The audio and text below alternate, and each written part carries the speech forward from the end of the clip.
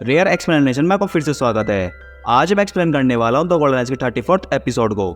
पिछले एपिसोड में हमने देखा कि दूसरी कब्र का ढक्कन हटाने के बाद हमें फिर से फेंगकॉन के कंगाल के स्थान पर कुछ प्राचीन वस्तुएं मिलती है और हमने देखा कि प्रोफेसर मैंग का असिस्टेंट वहां की इन्फॉर्मेशन लीक कर देता है और अपने आप को बचाने के लिए प्रोफेसर मैंग पर हमला कर देता है।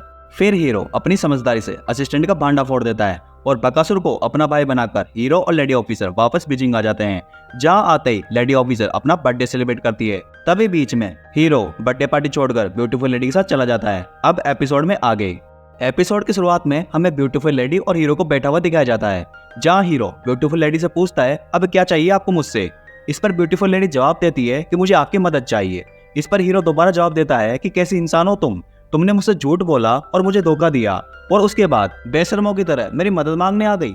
इस पर ब्यूटीफुल लेडी जवाब देती है कि मैंने तुमसे कभी झूठ नहीं बोला और ना ही तुम्हें धोखा दिया है। इस पर हीरो उसको शुरू से अब तक के सारे कांड गिनवाता है। तुम ये बताओ, क्या तुमने मेरी शॉप में डकैती नहीं करवाई? क्या तुमने गांसू शहर में हम पर हमला नहीं करवाया? और क्या यंग मैन को फंसाने में तुम्हारा हाथ नहीं था? और इसके बाद म्यांमार में खजाने की तलाश करना, क्या ये तुम्हारा प्लान नहीं था? और मेरा फायदा उठाने के लिए क्या तुमने मुझसे दोस्ती नहीं की? क्या तुमने दूसरे एपिसोड में उस रेड वाटर बोतल को 8 लाख युआन में खरीद कर मुझसे दोस्ती नहीं की? इस पर ब्यूटीफुल लेडी जवाब देती है कि आपसे दोस्ती करना मेरा कोई प्लान नहीं था, वह एकमात्र संयोग था। जब मैंने उस रेड वाटर बोतल को देखा तो वो मुझे पसंद आ गई और वह मैंने तुमसे खरीद ली। परंतु हमारी दोस्ती की शुरुआत तब हुई जब तुमने मुझे नकली जिंगूर दिया, क्योंकि वह नकली जिंगूर मुझे मेरी बचपन की याद दिलाता था। इसलिए मुझे तुम पसंद आ गए और वहां से हमारी दोस्ती की शुरुआत हो गई।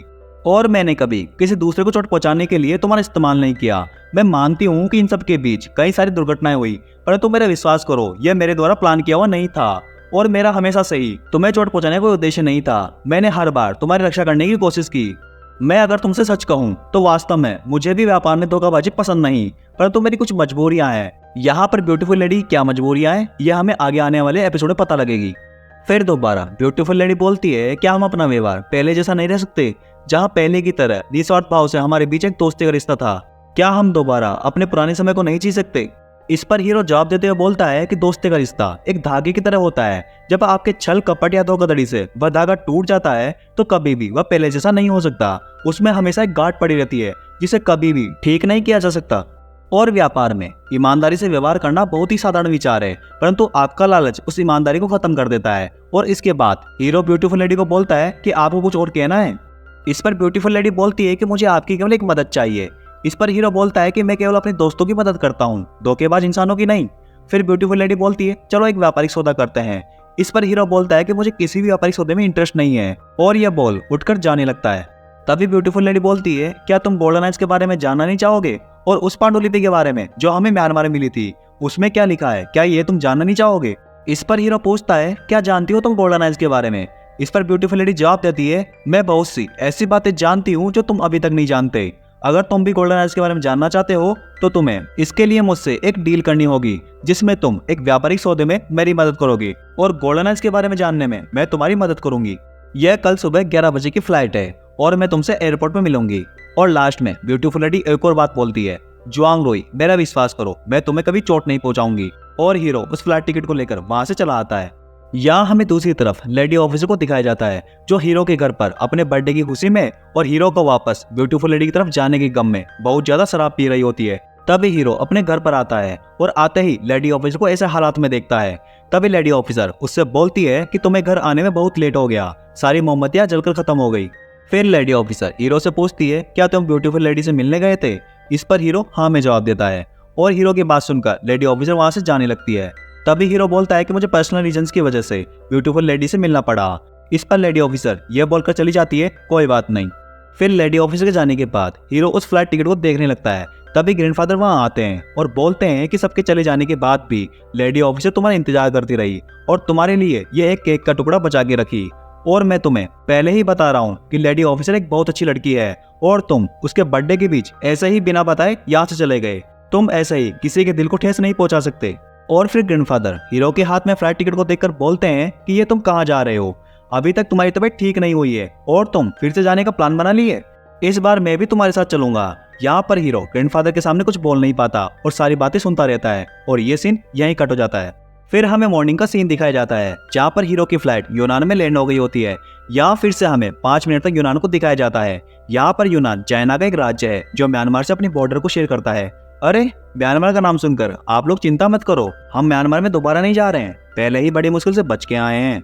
फिर हमें थोड़ी देर बाद का सीन दिखाया जाता है जहाँ पर ब्यूटीफुल लेडी और हीरो एक रेस्टोरेंट में बैठे होते हैं। फिर हीरो ब्यूटीफुल लेडी से पूछता है, अब आप बताइए क्या है आपका प्लान और आप उससे क्या करवाना चाहती हैं।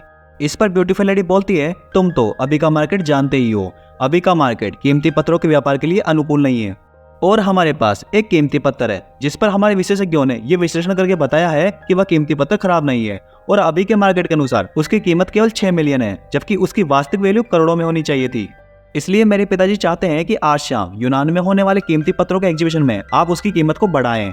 इस पर हीरो जवाब देता है कि मैंने पहले ही आपको बताया था कि मैं आपके साथ किसी प्रकार का इलीगल काम नहीं करूंगा और लोगों को धोखा देना मेरी फितरत में नहीं है। इस पर ब्यूटीफुल लेडी बोलती है कि मैं आपसे किसी प्रकार का इलीगल काम नहीं करवाना चाहती, आप खुद एक बार उस कीमती पत्थर की जांच कर लेना और आपको तो केवल अधिक से अधिक बोली पर उस कीमती पत्थर को खरीदना है और बाद में हमारी टीम उसे बढ़े हुए मूल्य पर वापस किसी और व्यक्ति को बेच देगी। फिर हीरो इस बात को लेकर सोचने लग जाता है और ये सीन यहीं कट हो जाता है। फिर सीन सब होता है और हमें लेडी ऑफिसर और टीचर जिया को मार्केट में घूमते हुए दिखाया जाता है जहाँ पर वे दोनों शॉपिंग करने के लिए आई होती है।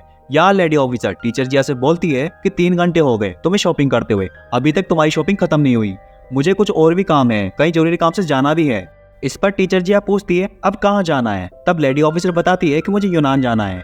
इस पर टीचर जिया बोलती है कि कल रात हीरो बर्थडे सेलिब्रेशन के बीच में तुम्हें छोड़कर चला गया और उसके आने तक तुम उसका इंतजार करती रही, तुम्हें समझ में नहीं आ रहा कि वह तुम्हें इग्नोर कर रहा है और तुम फिर भी उसके पीछे लगी हुई हो।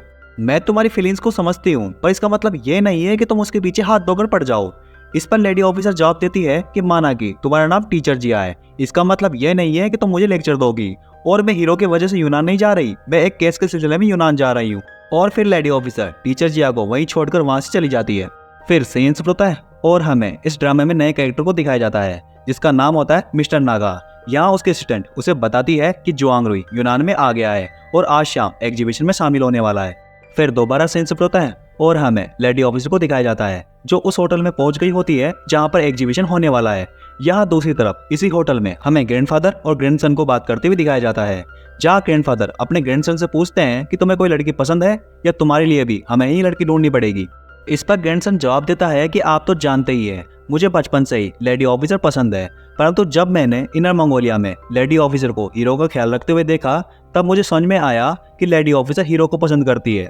पहले तो मुझे इस बात से काफी दुख हुआ, परंतु काफी सोचने के बाद मुझे समझ में आया कि लेडी ऑफिसर की खुशी में ही मेरी खुशी है। मैं केवल जीवन भर लेडी ऑफिसर को खुश देखना चाहता हूँ, चाहे फिर वह मेरे साथ रहे या किसी और के साथ। और अब आपको पता लग ही गया है कि मैं सिंगल हूँ, तो आप मेरे लिए लड़की ढूंढ सकते हैं। यहाँ ग्रैंडफादर और ग्रैंडसन में ऐसे ही बातें हो रही होती है तभी लेडी ऑफिसर वहाँ आ जाती है। यहाँ पर जूनियर का भाई लेडी ऑफिसर से पूछता है कि आप यूनान में क्या कर रही हैं। इस पर लेडी ऑफिसर जवाब देती है कि मैं केस के सिलसिले में यहाँ पर आई हूँ। और फिर लेडी ऑफिसर जूनियर के भाई से पूछती है क्या आपने ब्यूटीफुल लेडी को देखा है। इस पर जूनियर का भाई जवाब देता है कि ब्यूटीफुल लेडी हीरो के साथ है और वह दोनों किसी मैटर पर आपस में बात कर रहे हैं। फिर हमें थोड़ी देर बाद हीरो और ब्यूटीफुल लेडी को एग्जीबिशन में दिखाया जाता है जहाँ पर इस ड्रामे के नए कैरेक्टर मिस्टर नागा और उनके असिस्टेंट भी बैठी हुई होती है और यहाँ हमें लेडी ऑफिसर और जूनियर के भाई को भी बैठा हुआ दिखाया जाता है। यहाँ पर उस कीमती पत्थर पर बोली लगना शुरू हो जाती है जिसके बारे में ब्यूटीफुल लेडी हीरो से बात कर रही थी। उस कीमती पत्थर की शुरुआती बोली 6 मिलियन होती है और यहाँ पर हीरो बार बार बढ़ी हुई प्राइस पर बोली लगाकर उसकी कीमत 16 मिलियन तक ले आता है। यहाँ हमें बीच बीच में मिस्टर नागा को भी दिखाया जाता है जो हीरो और ब्यूटीफुल लेडी पर नजर रखे हुए होते हैं। फिर उसके बाद एक बायर उस कीमती पत्थर को 16 मिलियन की बोली लगाकर खरीद लेता है और ये डील यही फाइनल हो जाती है। डील फाइनल हो जाने के बाद ब्यूटीफुल लेडी हीरो से बोलती है कि तुमने बढ़ी हुई प्राइस पर बोली क्यों नहीं लगाई। इस पर हीरो बोलता है कि वह कीमती पत्थर अपनी शुरुआती कीमत से पहले ही 3 गुना हो चुका है जो कि उसकी वास्तविक वैल्यू है और लालच की एक सीमा होती है और यह बोलकर हीरो वहां से चला जाता है। फिर हमें थोड़ी देर बाद ब्यूटीफुल लेडी को अपने फादर अंकल किन से बात करते हुए दिखाया जाता है जहाँ पर अंकल किन ब्यूटीफुल लेडी को बोल रहे होते हैं कि जुआंग रुई हमारे लिए अच्छे और सही काम के साबित हुए, हमें ऐसे ही भविष्य में उनका उपयोग करते रहना होगा। और हाँ, एक बात हमेशा याद रखना, व्यापार जगत में कोई परमानेंट दोस्त या दुश्मन नहीं होता, जब तक कोई आपके लिए फायदेमंद है तब तक हमें उसका उपयोग करते रहना चाहिए। इस पर ब्यूटीफुल लेडी बोलती है ठीक है पिताजी, मैं आपकी बात को समझ गई। यहाँ हमें पता लगता है कि ब्यूटीफुल लेडी ये सभी काम अपनी मर्जी से नहीं अपने पिताजी के कहने पर कर रही है। फिर हमें पार्टी में मिस्टर नागा को दिखाया जाता है जो हीरो से मिलने आते हैं। मिस्टर नागा यहाँ अपना इंट्रोडक्शन देते हैं कि वो नागा स्टॉक ट्रेडिंग कंपनी के ओनर हैं और जेमस्टोन के व्यापार में 20 सालों से काम कर रहे हैं। और यहाँ हमें दिखाया जाता है कि ग्रैंडफादर भी उन दोनों की बातें सुन रहे होते हैं। फिर मिस्टर नागा हीरो से बोलते हैं कि मैंने सुना है कि प्राचीन वस्तुओं और कीमती पत्थरों की दुनिया में आप एक उभरते हुए सितारे हो। जब भी आपने दाव लगाया वो कभी गलत साबित नहीं हुआ। इस पर हीरो बोलता है कि वो मेरा सौभाग्य था। फिर दोबारा मिस्टर नागा बोलते हैं कि मैं आपकी वर्तमान सफलता को देखकर काफी खुश हूँ, परंतु मैं आपको बताना चाहूंगा कि हमारा रिश्ता काफी पुराना है और मुझे उम्मीद है कि हमारी मुलाकात भविष्य में दोबारा होगी। और ये बात बोलकर मिस्टर नागा वहां से चले जाते हैं और हीरो ये सोचता रह जाता है, अरे क्या बोल गए इंसान, पुराना रिश्ता, भविष्य में मुलाकात होगी। फिर हमें थोड़ी देर बाद ग्रैंडफादर को दिखाया जाता है जो मिस्टर नागा से मुलाकात करते हैं। तब ग्रैंडफादर मिस्टर नागा को बताते हैं कि मैं आपके पिताजी को जानता हूँ। ये उस समय की बात है जब मैं और आपके पिताजी आर्कियोलॉजिकल डिपार्टमेंट की तरफ से किसी कब्र की खोज में जा रहे थे। तभी अंतिम समय में मेरी जगह हीरो के ग्रैंडफादर चले गए, परंतु उस समय के मेरे और आपके पिताजी के लेटर्स और डॉक्यूमेंट्स अभी भी मेरे पास रखे हुए हैं। इस पर मिस्टर नागा बोलते हैं कि मुझे नहीं पता था कि कोई व्यक्ति उस घटना के बारे में जानता होगा। इस पर ग्रैंडफादर जवाब देते हैं कि हर बार कोई ना कोई ऐसा इंसान होगा जो अतीत के बारे में जानता होगा। और इसी सस्पेंस के साथ यह सीन यहीं कट हो जाता है। फिर हमें थोड़ी देर बाद का सीन दिखाया जाता है जहाँ पर हीरो ब्यूटीफुल लेडी और लेडी ऑफिसर के बीच में फंस गया होता है। तभी हीरो को बेस्ट फ्रेंड का कॉल आता है और हीरो बेस्ट फ्रेंड से बोलता है, थैंक गॉड तूने आज बचा लिया। इस पर बेस्ट फ्रेंड बोलता है, हम दोस्त ऐसे ही समय में दोस्तों के काम नहीं आएंगे तो कब आएंगे। और यहाँ हमें दूसरी तरफ ब्यूटीफुल लेडी और लेडी ऑफिसर को एक दूसरे पर टोंट मारते हुए दिखाया जाता है, जहाँ ब्यूटीफुल लेडी बोलती है कि कैसी इत्तेफाक की बात है, जब मैं और हीरो यूनान एग्जीबिशन में भाग लेने आए उसी समय एक केस के सिलसिले में आपको यूनान आना पड़ा। इस पर लेडी ऑफिसर बोलती है कि कई बड़े बड़े अपराधी जो पूरे देश के लिए खतरा है और उन्हें पकड़ना मेरा कर्तव्य है, परंतु वह अपराधी एक बात भूल जाते हैं कि हर अपराधी कोई ना कोई निशान जरूर छोड़ के जाता है। फिर कॉल कटने के बाद ब्यूटीफुल लेडी हीरो से बोलती है, कुछ वीआईपी गेस्ट आए हुए हैं, आपको जरूर उनसे मिलना चाहिए। इस पर हीरो जवाब देता है कि अपनी बिजनेस डील के अनुसार मेरा काम पूरा हुआ, अब मैं किसी और काम के लिए बाध्य नहीं हूँ और आपको जाकर उनसे मुलाकात करनी चाहिए। या हीरो की बात सुनकर ब्यूटीफुल लेडी वहां से चली जाती है। फिर हीरो भी लेडी ऑफिसर को यह बोलकर चला जाता है कि मेरा वेट करना, मैं अभी आता हूँ। फिर हमें थोड़ी देर बाद यह दिखाया जाता है कि लेडी ऑफिसर को एक व्हाट्सएप मैसेज आता है जो हीरो ने भेजा होता है, जिसमें लिखा होता है, मैं खतरे में हूँ, जल्दी से रूम नंबर 1206 में आओ। और यहाँ हमें लेडी ऑफिसर को जल्दी से रूम नंबर 1206 की तरफ जाते हुए दिखाया जाता है और जैसे ही वह रूम का गेट ओपन करती है और यह एपिसोड इसी सस्पेंस के साथ यह समाप्त हो जाता है। अब हमारी मुलाकात होगी द गोल्डन आइज के नेक्स्ट एपिसोड में। अगर आपको यह एपिसोड पसंद आया तो वीडियो को लाइक और शेयर करें। इसी प्रकार की रेयर एक्सप्लेनेशन देखने के लिए चैनल को सब्सक्राइब जरूर करें। सी यू सून।